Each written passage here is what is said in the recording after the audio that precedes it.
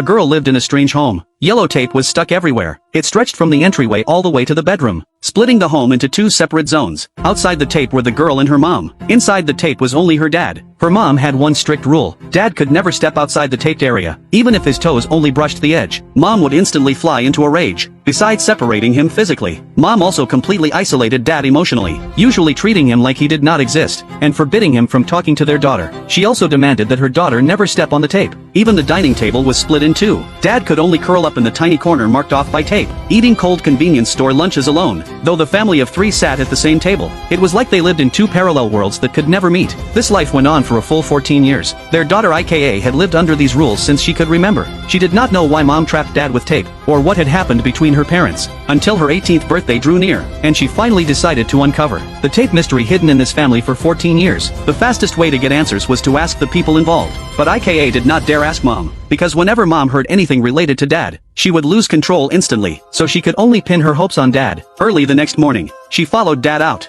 and after they were far from home she quietly asked him why there was tape all over the house, and what had happened between him and Mom. Dad said it all began 14 years ago, when he had said something that hurt Mom, but he could not remember what it was. For more than 10 years, he had asked Mom again and again, but she never said a word, since IKA had brought it up herself. He also decided to untie this knot that had troubled the family for years, but a family lacking communication for so long could not handle a sudden confrontation. That night, just as Dad tried to speak, he accidentally stepped on the tape, instantly setting Mom off. All Mom's pent-up resentment turned into a hysterical outburst in that moment. IKA heard the noise and rushed downstairs, but the scene was already out of control. Faced with Mom's total refusal to communicate, Dad was completely disheartened, and quietly turned and left home. IKA blamed herself terribly after seeing it all. Maybe the truth she was seeking was not the key to fixing things, but would instead make this fragile family collapse completely. After leaving home, Dad went alone to the bridge the family used to visit often. The familiar view brought back countless warm memories, making him realize again that happy home could never come back. Just when he felt most lost, a woman called out to him. She was Saya, a neighbor who had recently moved nearby. She had already run into Dad several times before. Seeing that he seemed weighed down, Saya offered to listen to him. His long-suppressed feelings finally had an outlet, and Dad told Saya everything he had endured at home. They talked from the riverside to Saya's home. Saya served him hot steamed buns. After Dad took one bite,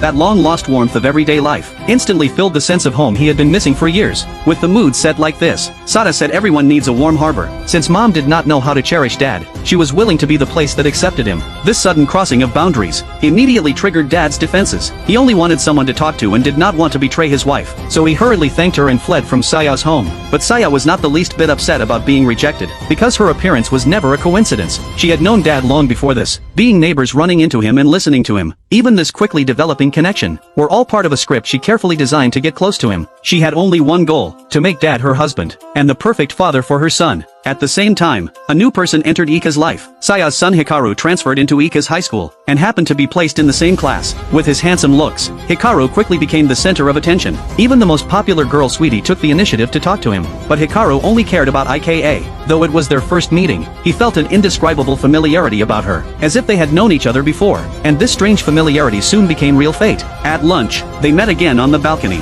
and unexpectedly found they both loved the same crossword puzzle game. Their shared hobby quickly brought them closer, and let them talk about their families for the first time. Hikaru admitted he had grown up without a father, and had only his mom to depend on. Recently his mom had been harassed by her ex-boyfriend, so they had no choice but to move here. His greatest wish was to become independent soon. IKA also told someone about the tape for the first time. She wanted to solve the mystery troubling her family for years, and make her home happy again. But she still could not find a way in. Since this was a puzzle, it could only be solved like one. Hikaru offered to help her investigate. In his view, with enough clues they could piece together the truth. IKA found hope again, and decided to search for answers with him. Their first step was to carefully arrange for Ika's parents to meet at a restaurant, hoping to catch useful information from their conversation. As soon as the couple arrived, they realized this was a reconciliation set up by their daughter. Mom wanted to turn and leave, but Dad urged her to talk since they were already there. So Mom sat back down. Dad humbled himself, hoping Mom would tell him for Ika's sake exactly what wrong thing he had said. This completely unreflective attitude enraged Mom.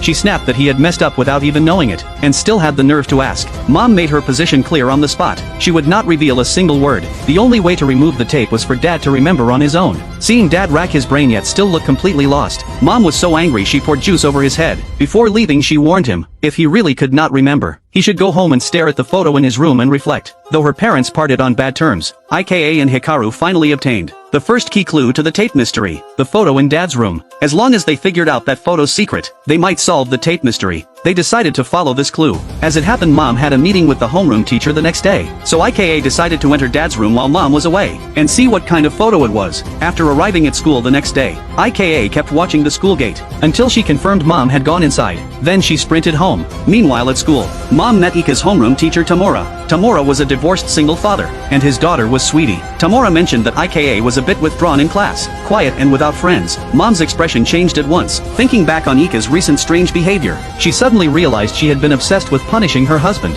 and had neglected her daughter. Anxiety and guilt rushed over her. She quickly ended the talk and ran home. By then IKA had already found the photo in dad's room. It was just an ordinary family photo from when she was little. Nothing seemed strange about it. Just as she was confused, she suddenly heard mom coming home downstairs. IKA had no time to look closely, so she quickly photographed it and put it back. Luckily the doorbell suddenly rang, giving her a chance to escape. Hearing mom go downstairs, IKA quietly slipped out through the window. The person ringing the doorbell was Tamura. He had come to continue what he had not finished saying. The moment he stepped inside, the crisscrossing yellow tape all over the house caught his eye. Tamura instinctively sniffed. Despite seeming like a serious teacher on the surface, privately his personality was extremely twisted. He was especially obsessed with unhappy women. The moment he first saw mom at school, he keenly sensed that air of misery around her. Now that he had entered her home, the tape covering the floor and the oppressive mood everywhere only confirmed his judgment. Mom was the perfect miserable woman who could excite him. Inside, Tamura was overjoyed like a hunter finding his prey, but his face revealed nothing. As he continued discussing Ika's school situation, he said IKA had been close to the transfer student Hikaru lately, and worried it might become a teenage romance, reminding mom to pay more attention. Hearing this, mom immediately grew tense, and Tamura had been waiting for her vulnerable moment. He took mom's hand naturally, saying he was willing to help guide both children back on track. Mom was consumed by worries about her daughter, and had no idea this was only Tamura's excuse to get close to her. Before leaving, Tamura took advantage of her distraction, and secretly planted a listening device under the living room sofa. From that moment on, simple observation could no longer satisfy him. He wanted to hear every bit of pain and misery in this home, and slowly make mom his own. After getting the photo, IKA met up with Hikaru right away. They studied the family photo together, and soon found the first odd detail.